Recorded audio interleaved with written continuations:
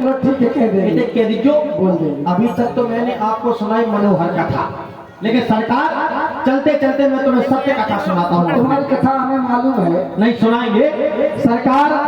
एक बार की बात है कि मैं अपने गुरु के आश्रम में गया। जब मैं गुरु के आश्रम में गया तो मैंने गुरु से गुरु दीक्षा ली। जब मैंने गुरु दीक्षा ली तो मैंने कहा गुरुदेव गुरु दक्षिणा मांगो। तो गुरुजी ने कहा तुम्हारे पास क्या है जो तुम हमको गुरु दक्षिणा में दोगे। तो मैंने कहा गुरुदेव आप जो कहेंगे हम वो देंगे। तो हमारे गुरुजी ने गुरु दक्षिणा में कहा था कि तुम मुझे परमात्मा के दर्शन करा देना। आज अब एक काम करो तुम है ना दुख जाओ, ठीक है हम जा रहे हैं। गुरुजी प्रणाम। सुतीक्षण तू पुनः हमारे समीप में आ गया। गुरुजी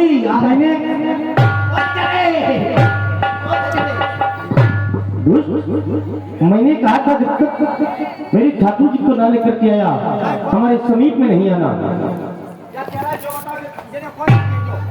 हम कह रहे थे गांव को नहीं भेजो, हम जाना थे। हम भाई महाराज तुमने बहुत गलत कहो जो है।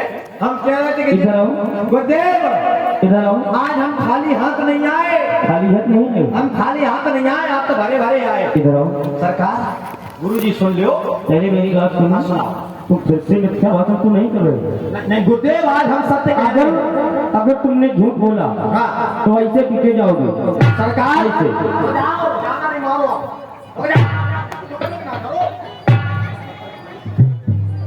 नाथ को सिला क्या नाथ को सिला भी से तुम्हारा और आयो मिलनो जगत आधारा।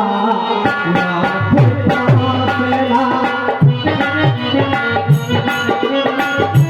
आयो मिलनो जगत आधारा। गुरुदेव आज साक्षात फिर से मिथ्या भाषण कर रहा है। मैं सत्य कह रहा हूँ गुरुजी। यदि तुम्हारी बात सत्य नहीं हुई तो अगर सत्य नहीं भाई तो हम 20 गोला खा लो और तैयार है। कहाँ है?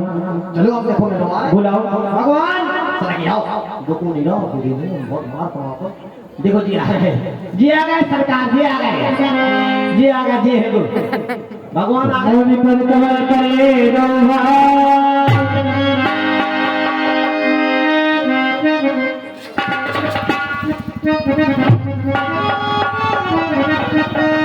लेकिन आज मेरे सामने वो दृश्य है कि मैं आश्चर्य में पड़ गया। पहले चरण छू तो छू किसके, क्यों? क्योंकि गुरु गोविंद दो खड़े की के लागू पाओ। लेकिन बलिहारी गुरु आपकी जो गोविंद दियो बताए कल्याण। जाओ आश्रम में। क्या गुरु जी आप रहना चाहते हो समझ गए हैं। तुम्हारी सभी व्यवस्था क्या हो गई है। जाइए अंदर दुग्ध रत्न रखा हुआ है, पान करो और अपनी कमजोरी को दूर करो। जाओ शिक्षा से जाओ। तो बाबा ही में तुम परेशान ना हो, सभी आ जाएंगे। हे प्रभु अब सही मंत्र देव मुनि मोही जह प्रकार मारो मुनि द्रोही। हे प्रभु आप मुझे वही मंत्र दे जिससे मैं मंत्र को मार सकूं।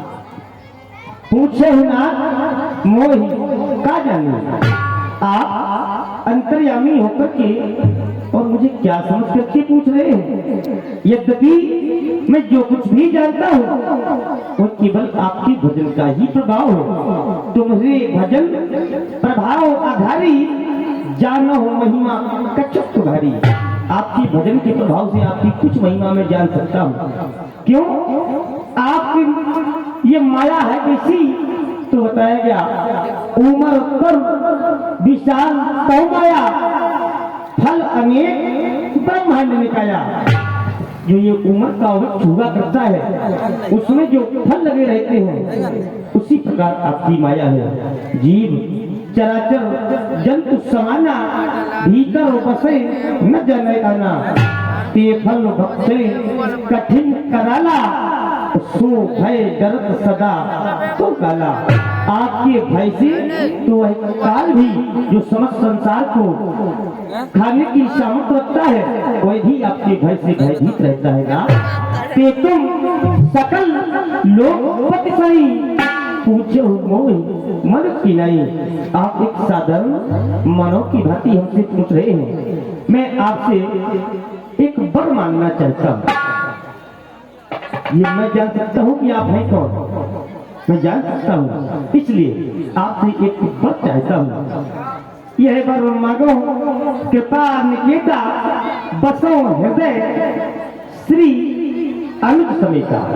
आप हमारे हृदय में लक्ष्मण जी एवं श्री जी के साथ निवास करना। अब आपने पूछा कि आप यहाँ पर किस स्थान पर रहे, तो प्रभु है प्रभु परम मनोहर ठाऊ पावन पंचवटी तैनाऊ। आप पंचवटी नामक स्थान पर जाएं, वास करो तय रघुकुल राया तो कीजे सकल मुनि पर दया। वह स्थान श्रापित है, इसलिए आप वहां जाकर के उस स्थान पर निवास स्थान बनाए और उस स्थान को श्राप मुक्त करें। आओ जानकी। इस प्रकार ऋषि अगस्त्य के द्वारा बताए गए स्थान पंचवटी पर भगवान श्री राम जी जाकर कुछ समय के लिए वास करेंगे और एक दिन रावण की बहन शूर्पणखा उस पंचवटी पर आएगी। तो राम जी और शूर्पणखा जी का संवाद सुने और कुछ ही क्षणों में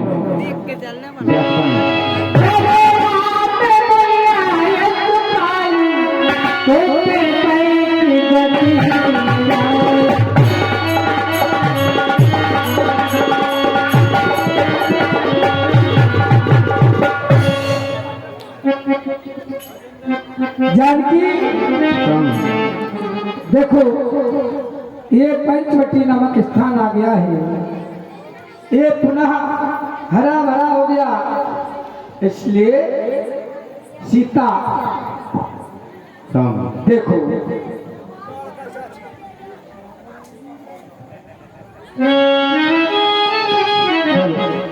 देखो जानकी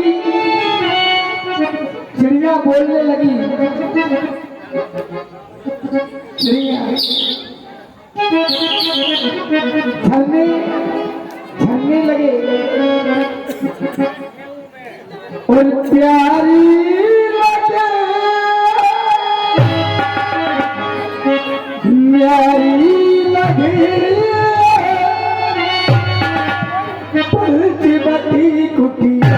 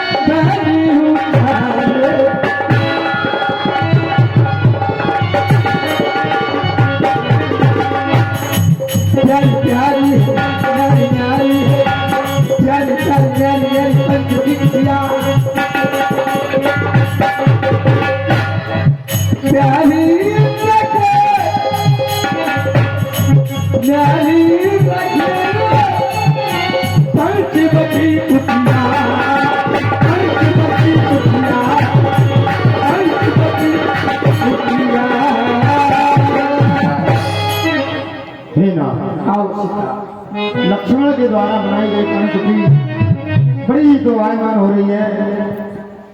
इसको देख करके मेरा मन प्रफुल्लित हो गया।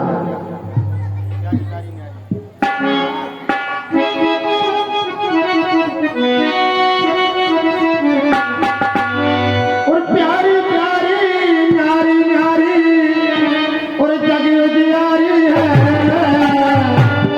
लक्ष्मण के द्वारा जो कविता का निर्माण हुआ है बड़ी प्यारी सुंदर लग रही है।